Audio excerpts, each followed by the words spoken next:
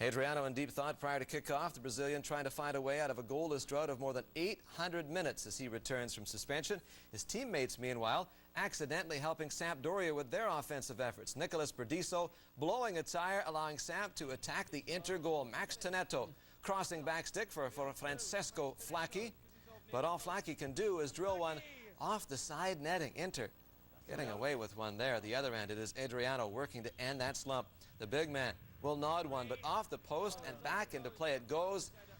And boy, that is how it goes. The drought continues. Francesco Toldo making sure Sampdoria isn't producing, though. The terrific effort from Sergio Volpi. Tipped away in spectacular fashion by the Inter keeper. Toldo with Volpi in shock after that bit of handiwork. Here's another look at the tail end of that sequence. A sensational save. Speaking of stops, time for Adriano to put that stump, or at least put that slump to a stop. Luis Figo with the service. Adriano denied by Antonioli, but he stays with it. 1-0 Inter on Adriano's first goal in 849 minutes. That explains the happiness. Figo with a good ball in. Adriano takes 2 tries to get the job done, but persistence pays. Right there. Early in the second half now, more from the hosts. Adriano setting the table for Alvaro Recoba with a heavy shot, but Recoba unable to convert on the rebound. He used his left foot, and he found the post with it. Inter so close to a 2-goal lead. But when you've got Toldo at the top of his game, all you need is 1 goal. Enormous stop from the Inter keeper off the free kick, maintaining the lead. Toldo allowing the Adriano goal to hold up as Inter to come out of this match with the full 3. They were at home to Hertha Berlin. Sports Roma suddenly finds themselves trying to prevent a tailspin.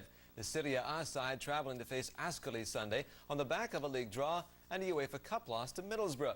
One slowing down their drive for 4th in the league, the other putting their European campaign in jeopardy. But all of this only 2 weeks removed from Roma setting an Italian top-flight record of 11 consecutive wins. Unfortunately, the bottom line for Luciano Spalletti and company is, indeed, what have you done for me lately?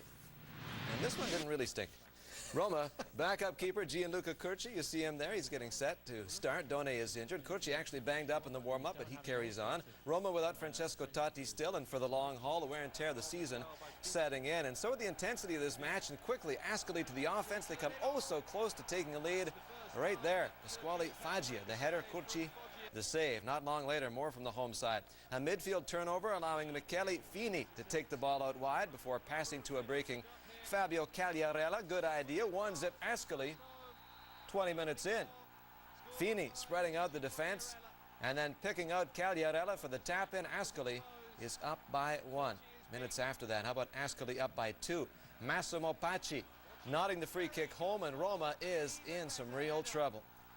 Foggia with the terrific free kick. Pacci buries it, doubling the lead. Still first half as we continue. Ascoli adding another. Cagliarella with a gorgeous chip for Igor Budan. Check it out. And he counts. 3-0 hosts in complete command as they look to go unbeaten in 7. And yeah, don't adjust your sets. 3-0 before halftime. Brilliant ball in from Cagliarella, clearing the coverage and making the most out of the counterattack. Luciano Spalletti looking on, and my hunch is he's not enjoying what he's seeing. Just a hunch. Mid-second half now, and Roma looking for a spark. The quick free kick leading to a break for Edgar Alvarez. Nicely across the 6 to Rodrigo Tade. He would go. Roma on the board and back to within 2. And the guests would soon pull back to within 1. Alvarez dropping it back where the play is switched out left to Cesare Bovo. And all of a sudden, we got ourselves a 3-2 game. This one coming on an own goal from the Bovo header. Gianluca Camato, the guilty party. Things getting pretty interesting with 15 to play thanks to that. However, Christian Kivu soon red-carded for taking down a man in a last-man situation, and Roma's chances go out the window right along with that. 3-2 Ascoli is your final.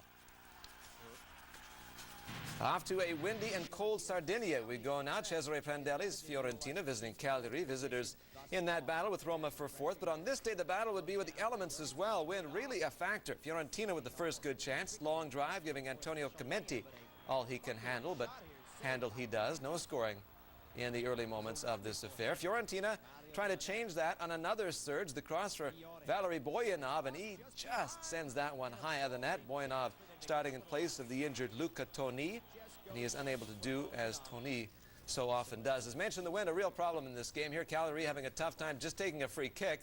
The players getting the okay to hold the ball in place, and that just about turns into something positive. The Rocket getting Bogdan Labonte's attention, but not beating the January pickup from Ajax, still 0-0. And that's where it's going to end because Mother Nature just would not cooperate. Winds damaging the stadium. They reached 100 kilometers per hour to the winds. This one to be finished at a later date with 61 minutes to go. So this game was very blowy, and the Juve Milan game sucked. You use your own adjectives. Stadio Olimpico, Lazio hosting Regina. Lazio in the blue strip. Thomas Orocchi dishes to Paulo Di Canio, and he loops it over at keeper Ivan Pellizzoli. That goal in the 25th. Di Canio plays it up for the fans there. Nice work by Rocky, though, as he gets it to the goal scorer. 10 minutes later, Goran Pandev, the deflected strike, drops for Di Canio, bounces to Rocky, and he makes it 2-0 with that one in the 35th. And the Regina defenders blaming each other as Lazio scurries off to celebrate. Di Canio's first touch has the ball roll away from him. Rocky was there, though, and he scores short side, 2-0 halftime. Second half, Fabio Livarani puts this one in front. Pandev left alone, toes it to the top side. Goal in the 68th, and he's all pumped up about scoring the third goal. This game was pretty much over by then. Regina didn't put up much of a fight, but here, Giandomenico Mesto had seen enough. Takes off down the right side flank, pauses, sends in the cross right to Nicola Amoruso. He heads it low to the right side corner past Angelo Peruzzi. And why didn't Regina have the fire throughout the game? Too little, too late is the cry, as Regina let 3 points slip by. How would you describe that one? You know, the wind in Sardinia. Big news in the world of football, but a result that has to be put aside with a match against one of the league's surprise teams at a time when the chasing pack is desperate for a slip